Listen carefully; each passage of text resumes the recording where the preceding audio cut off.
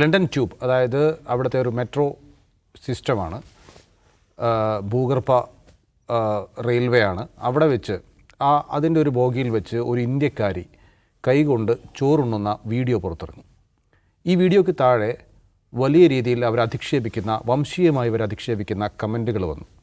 അതായത് കൈകൊണ്ടാണ് അവർ കഴിക്കുന്നത്, ഈ സ്പൂണും ഫോർക്കും ഉപയോഗിച്ച് ഒന്നുമല്ലല്ലോ കഴിക്കുന്നത്.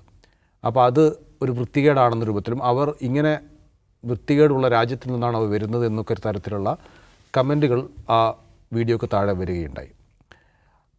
അവരെ അനുകൂലിച്ചും മറ്റ് ഒരുപാട് കമൻറ്റുകൾ വരികയുണ്ടായി. അപ്പോൾ ഏതായാലും അത് സോഷ്യൽ മീഡിയയിൽ ഒരു ചർച്ചയായി മാറിയിട്ടുണ്ട്. ആ വിഷയമാണ് നമ്മൾ അടുത്തായി ചർച്ച ചെയ്യുന്നത്.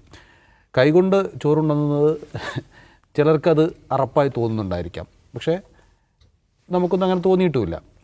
പക്ഷേ ഇത് എന്താണ്, നമ്മളൊരു ബിഹേവിയറൽ പ്രശ്നമാണോ, ഈ ആളുകൾ ഇങ്ങനെ ചെയ്യുന്നൊരു ബിഹേവിയറൽ പ്രശ്നമാണോ, അല്ലെങ്കിൽ അത് കാണുന്നവൻ്റെ പ്രശ്നമാണോ, എന്താണ് ശരിക്കും സംഭവിക്കുന്നത്? ഇത് രണ്ട് സംസ്കാരങ്ങളുടെ പ്രശ്നം അതിനകത്തുണ്ട്. ഒന്ന്, അവരുടെ സംസ്കാരത്തെ വെച്ച് നോക്കുമ്പോൾ അവർക്കത് ഭയങ്കരമായ ഒരു പിന്നോക്കാവസ്ഥയായിട്ടാണ് തോന്നുന്നത്. നമ്മൾ വെച്ച് നോക്കുമ്പോൾ നമ്മൾ അരി കഴിക്കുന്നതും നമ്മൾ ഭക്ഷണം കഴിക്കുന്നതും കൈകൊണ്ട് കഴിക്കുന്നതൊക്കെ നമ്മുടെ കൾച്ചറിൻ്റെ ഭാഗമാണ്. പക്ഷെ നോക്ക്, ഈ സംഭവം ഉണ്ടാകുമ്പം ഇന്ത്യക്കാരായ ആളുകൾ പോലും കമൻറ്റ് ചെയ്യുന്നുണ്ട്, ഇവർക്ക് അവിടെ പോയി കുറച്ച് മര്യാദയ്ക്ക് പെരുമാറിക്കൂടെ, ഇവരെന്താണ് ഇങ്ങനെ ചെയ്യുന്നത്, ഇവർ ഉറക്കെ സംസാരിക്കുന്നു, ചോറിന് നോക്ക് ഇവിടെ വെച്ചിട്ടാണോ, കുറച്ച് മോശമായി പോയി, നമുക്ക് തന്നെയും തോന്നുന്നുണ്ട്. അതാണ് നമ്മൾ വൈറ്റ് സുപ്രീമസി എന്ന് പറയുന്ന സംഗതി. നമ്മൾ കോളനി ഭരണം കടന്നു വന്ന മനുഷ്യരാണല്ലോ.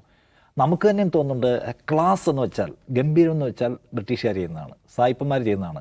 നല്ല ബർഗർ കഴിച്ചുകൂടെ അവർക്ക് അവിടെ നിന്ന്, ഈ ചോറും സംഗതിയൊക്കെ ഉറക്ക വർത്താനം പറയുക, അവിടെ പിടിക്കുന്നു എന്നിട്ട് വീണ്ടും കഴിക്കുന്നു, ഒരു തരത്തിലുള്ള ഹൈജീനും ഇല്ല എന്ന് പറയുന്ന എന്താണോ അവിടുത്തെ ബ്രിട്ടീഷുകാരായിട്ടുള്ള ആളുകൾ പറയുന്ന വംശീയത, അത് കുറച്ചൊക്കെ ശരിയാണെന്ന് മറ്റുള്ള നമ്മളും പ്രതികരിക്കുന്നുണ്ടെന്ന് കാണുക. എന്ന് വെച്ചാൽ നമ്മുടെ ഉപബോധ മനസ്സിനെ പോലും എന്താ പറയുന്നത്, ഒരു ആധുനിക മനുഷ്യൻ എന്ന് പറയുന്ന സംഗതി നമ്മൾ ബ്രിട്ടീഷുകാരുമായിട്ടും അവർ സെറ്റ് ചെയ്തിട്ടുള്ള ചില വാല്യൂസുമായിട്ട് ബന്ധപ്പെടുത്തിയാണ് കാണുന്നതെന്ന് പ്രശ്നമുണ്ട്.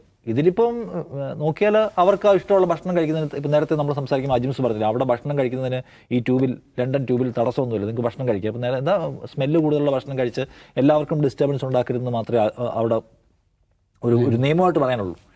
ബാക്കി പിന്നെ അവർ ചോറുണ്ടതാണ്, അവർക്ക് ഇഷ്ടമുള്ള ഭക്ഷണമുള്ള കഴിക്കുക.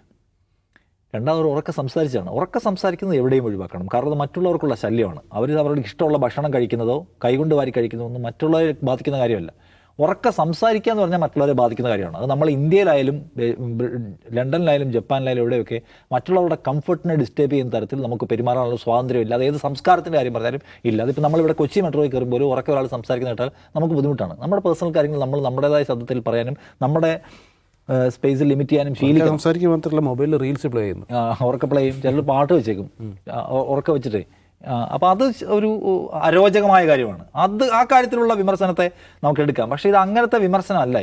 ഇത് വംശീയ സ്വഭാവമുണ്ട്.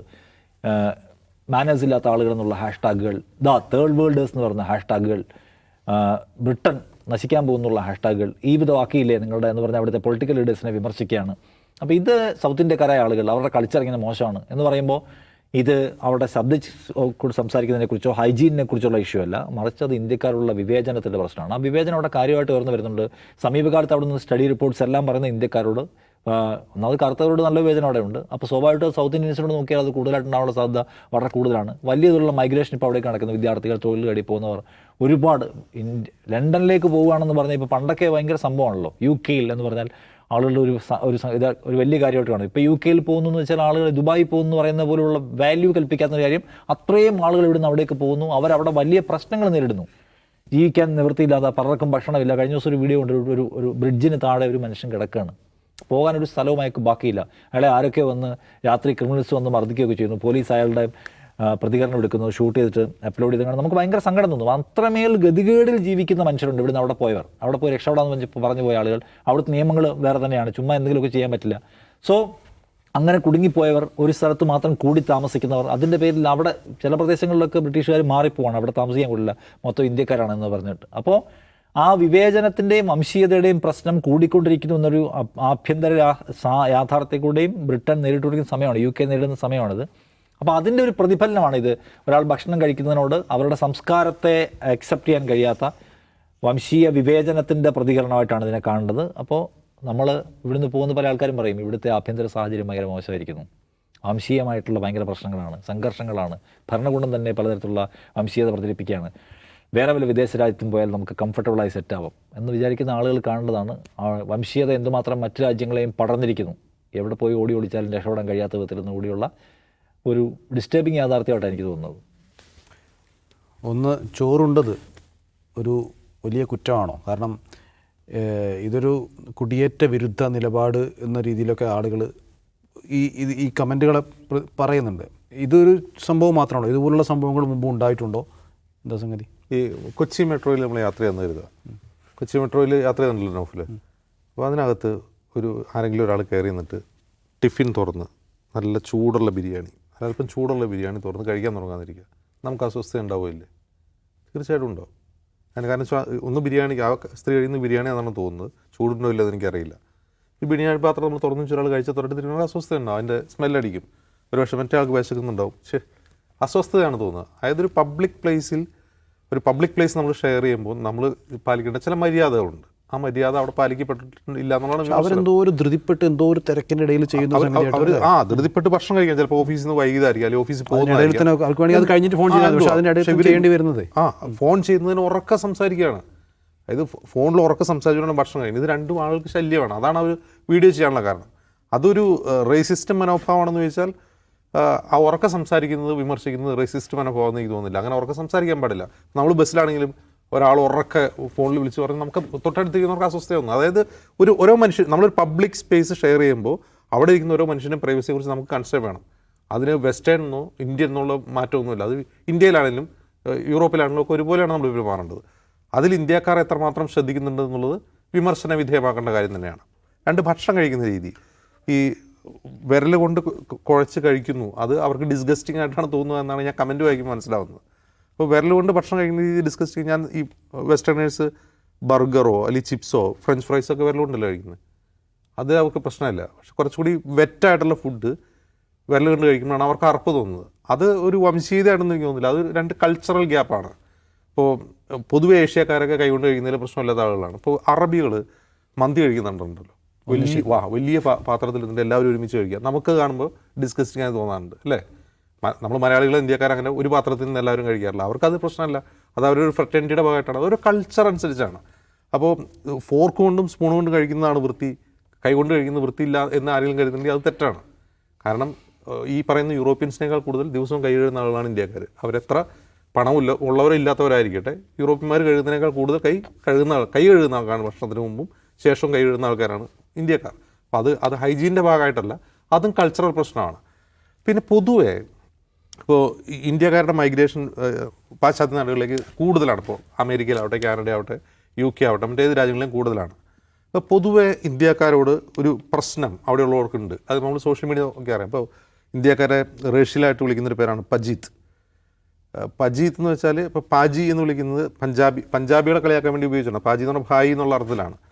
അത് വെച്ചിട്ട് ഇന്ത്യക്കാരെ മുഴുവൻ, സൗത്ത് ഇന്ത്യക്കാർ ഉൾപ്പെടെ ഇപ്പോൾ അത് വെച്ചിട്ടാണ് കളിയാക്കുക. അവർ നമ്മളെ കളിയാക്കുന്നത് ഒന്ന് തുറസായ സ്ഥലങ്ങളിൽ മലമൂത്ര വിസർജനം നടത്തുന്നവരാണ് നമ്മൾ. അതൊരു ജനറലൈസേഷൻ ഉള്ള റേഷ്യലായിട്ടുള്ളൊരു കമൻറ്റാണ്. ഇന്ത്യക്കാരെല്ലാവരും അങ്ങനെയല്ലല്ലോ, എല്ലാ ഇന്ത്യക്കാരും അങ്ങനെയല്ല ചെയ്യുക.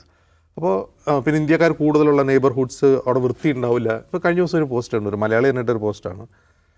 ഒരു ബ്ലാക്ക് നെയ്ബർഹുഡാണെന്ന് തോന്നുന്നു, കൂടുതൽ ആഫ്രിക്കൻ വംശജർ താമസിക്കുന്ന സ്ഥലങ്ങളിലെ ഒരു സ്ഥലം, ഒരു അങ്ങാടി കാണിച്ചിട്ട് ശരിക്കും ഇന്ത്യയിലുള്ള ഒരു അങ്ങാടി പോലെയാണ് അത് തോന്നുന്നത്. ഫ്രാൻസിലോ മറ്റോ പാരീസിലോ മറ്റോ ആണ്. അതായത് ഇങ്ങനെ ഉന്തുവണ്ടികൾ, കാർട്ടുകൾ, താഴെ ഈ പച്ചക്കറിയുടെ അവശിഷ്ടങ്ങൾ, ഇതൊക്കെ കിടങ്ങാണ്ട ഒരു ഇന്ത്യൻ മാർക്കറ്റാണെന്ന് തോന്നുള്ളൂ.